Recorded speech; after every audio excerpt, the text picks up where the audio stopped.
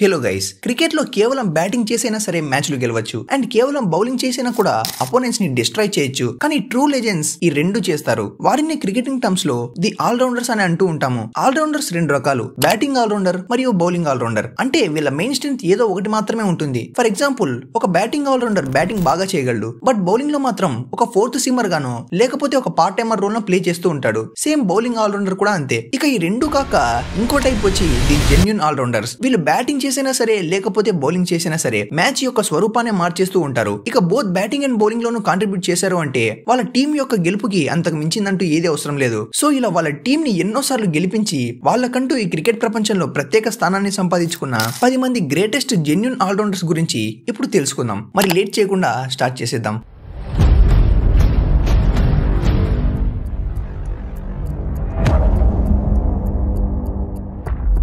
Number 10, Chris Gaines, the Kiwi powerhouse.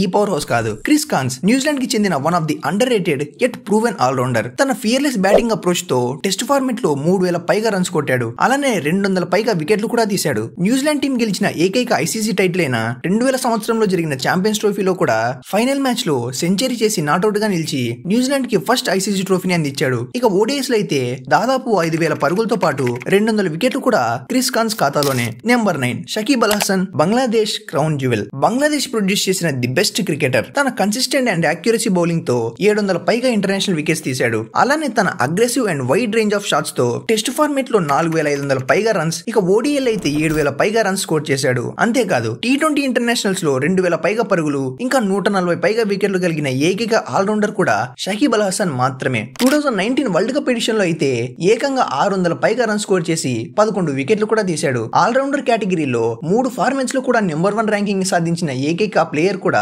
Shakib Al Hasan మాత్రమే. తన anger and over aggression వల్ల తనకి కాస్త చెడ్డ పేరు వచ్చిందేమో కానీ మోడర్న్ డే క్రికెట్ లో ఇలాంటి ఆల్ రౌండర్ ని మళ్ళీ చూస్తామో లేదో కూడా డౌటే. Number 8, Andrew Flintoff, Freddie the fighter. England కి చెందిన one of the greatest all rounder. 2005 Ashes series లో అయితే తన ఆల్ రౌండ్ షోతో ఇంగ్లాండ్ టీం ఆస్ట్రేలియాని ఓడించడానికి మెయిన్ రోల్ ప్లే చేశాడు ఫ్లింటాఫ్. టెస్ట్ ఫార్మెట్ లో 3800 పైగా పరుగులు మరియు 226 వికెట్లు కూడా తీశాడు. తన ప్యాషన్ ఇంకా నాకౌట్ మ్యాచెస్ లో తను ఇచ్చే పర్ఫార్మెన్సే తనని ఒక లెజెండ్ గా మార్చింది. ఫ్రెడ్డీగా పిలువబడే ఫ్లింటాఫ్ ఎప్పుడు కూడా ఒక పర్ఫెక్ట్ క్రికెటర్ ఏం కాదు. తనకున్న ఇంజరీ కన్సర్న్స్ వల్ల కన్సిస్టెంట్ గా ప్రతి ఇయర్ టీమ్ లో కూడా ఉండేవాడు కాదు. కానీ తను ఉన్న ప్రతిసారి కూడా హోల్ హార్టెడ్ పర్ఫార్మెన్స్ ఇచ్చేవాడు. తన ప్రెసెన్స్ తో టీం మొత్తానికి జోష్ తెచ్చేవాడు ఫ్రెడీ. కానీ బ్యాడ్ లక్, తనకి 31 ఇయర్స్ ఏజ్ ఉన్నప్పుడే పెర్సిస్టెంట్ నీ ఇంజరీ వల్ల తను రిటైర్ అయిపోవడంతో ఇంగ్లాండ్ టీం ఆండ్రూ ఫ్లింటాఫ్ లాంటి ఒక గొప్ప ఆల్ రౌండర్ ని కోల్పోవాల్సి వచ్చింది. Number 7, Shaun Pollock, the silent destroyer. South ఆఫ్రికాకి చెందిన షాన్ పొలాక్ గురించి మీకు తెలుసా? తనని ఒకప్పుడు ది మోడల్ ఆఫ్ కన్సిస్టెన్సీ అనేవారు. టెస్ట్ ఫార్మెట్ లో 400 పైగా వికెట్లు తీయడంతో పాటు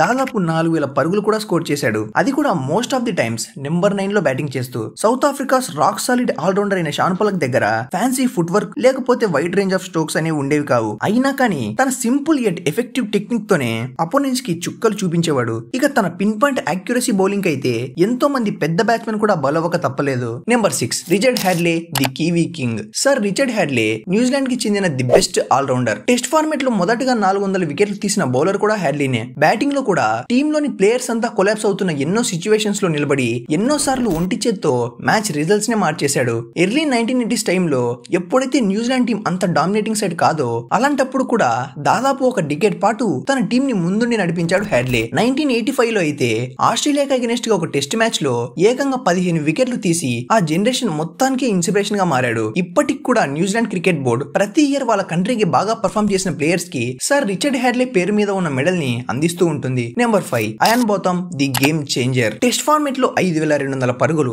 383 వికెట్లు. అయాన్ బోథమ్ ఇంగ్లీష్ క్రికెట్ యొక్క గోల్డెన్ ఎరాలోని ప్లేయర్. 1981 ఇయర్ లో జరిగిన యాషెస్ సిరీస్ ని అయితే ఆల్మోస్ట్ ఒంటి చేత్తోనే గెలిపించాడు. అందుకే ఆ సిరీస్ ని బాథమ్స్ సిరీస్ అని అంటూ ఉంటారు. ఒకే మ్యాచ్ లో సెంచరీ మరియు ఫైఫర్ తీశాడు. అది కూడా 1 కాదు 2 కాదు, ఏకంగా 5 సార్లు. హిస్టరీలో ఏ ఆల్ రౌండర్ కూడా ఇలాంటి ఒక రికార్డ్ లేదు. బాల్ ని 2 వైపు కూడా స్వింగ్ చేయగల ఒక ఎక్సెప్షనల్ ఆల్ రౌండర్. అండ్ తనకున్న ఇంకో స్ట్రెంత్ తన లేట్ స్వింగ్. అన్ఫేవరబుల్ కండిషన్స్ లో అయితే బాతం యొక్క లేట్ స్వింగ్ ని ఫేస్ చేయడానికి చాలా మంది బ్యాట్స్మెన్ ఇబ్బంది పడేవారు. తన ఇంపాక్ట్ ని కేవలం స్టాట్స్ తో కొలవలేము. తన మెంటల్ టఫ్నెస్ అండ్ తన స్ట్రాంగ్ ఆన్ ఫీల్డ్ ప్రెసెన్స్ గురించి ఎంత చెప్పుకున్నా తక్కువే. Number 4 Imran Khan, the lion of Pakistan. Pakistan కి చెందిన ఈ పేరు గురించి మీలో చాలా మందికి తెలిసే ఉంటుంది. తన ఫైరీ పేస్ తో టెస్ట్ ఫార్మేట్ లో 22.8 యావరేజ్ తో 362 వికెట్లు తీశాడు. రెడ్ బాల్ ఫార్మేట్ లో ఇలాంటి బౌలింగ్ యావరేజ్ అంటే చాలా రేర్. ఇక తన స్టైలిష్ బ్యాటింగ్ తో అయితే దాదాపు 4000 పరుగులు కూడా స్కోర్ చేశాడు. ఇమ్రాన్ ఖాన్ కెప్టెన్సీలోనే 1992 ఇయర్ లో మొదటిసారి Pakistan team world cup win అయింది.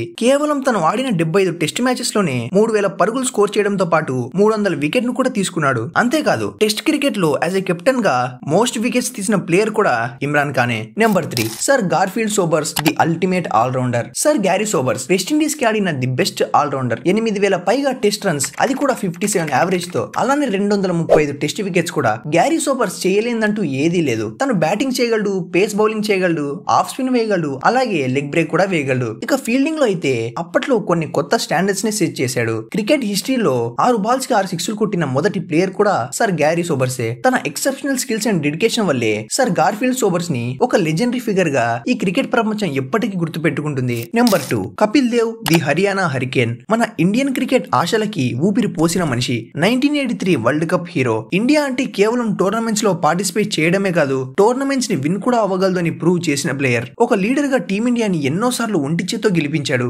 1983 వరల్డ్ కప్ లోనే జింబాబ్వేకి అగైనెస్ట్ గా తను కొట్టిన 175 అయితే ఇప్పటికి కూడా one of the greatest ODI innings గా చెప్పుకుంటూ ఉంటారు. టెస్ట్ ఫార్మేట్ లో 5000 పైన పరుగులు, 400 పైన వికెట్లు. స్టాట్స్ పరంగా చూసుకుంటే తనని ఓవర్కమ్ చేసే ఆల్రౌండర్స్ ఉంటారేమో కానీ కపిల్ దేవ్ క్రియేట్ చేసిన ఇంపాక్ట్ ని మాత్రం ఎవ్వరూ తాకలేరు. Kapil Dev is, was and will be the greatest all rounder of India. Finally number 1 Jacques Kallis, the run machine with a golden arm. South Africa giant గా చెప్పుకునే Jacques Kallis test and ODI ఈ రెండు formats లో కూడా 10,000 పైన రన్స్ కొట్టిన ఏకైక allrounder. 25,000 పైగా ఇంటర్నేషనల్ రన్స్, 500 పైగా వికెట్లు. హిస్టరీలో ఏ ఆల్రౌండర్ కూడా ఇలా జాక్స్ కలీస్ చూపించినంత డామినెన్స్ చూపించలేదు. టెస్ట్ ఫార్మేట్ లో అయితే 55.3 యావరేజ్ తో 45 సెంచరీలు స్కోర్ చేశాడు. రెడ్ బాల్ లో ఎంతో మంది గొప్ప బ్యాట్స్మెన్ కూడా ఇలాంటి స్టాట్స్ లేవు. జాక్స్ కలీస్ తన స్టడీ లైన్ అండ్ లెంత్ కి పెట్టింది పేరు. క్రూషియల్ సిచ్యువేషన్స్ లో ఇంపార్టెంట్ బ్రేక్ త్రూస్ అందిస్తూ ఉంటాడు. అందుకే తనని ది గోల్డెన్ ఆర్మ్ అని పిలుస్తూ ఉంటారు. ఇలాంటి ఎలైట్ ఆల్రౌండ్ పర్ఫార్మెన్స్ ఇచ్చినప్పటికీ కూడా జాక్స్ కలీస్ చాలా అండర్ రేటెడ్. సో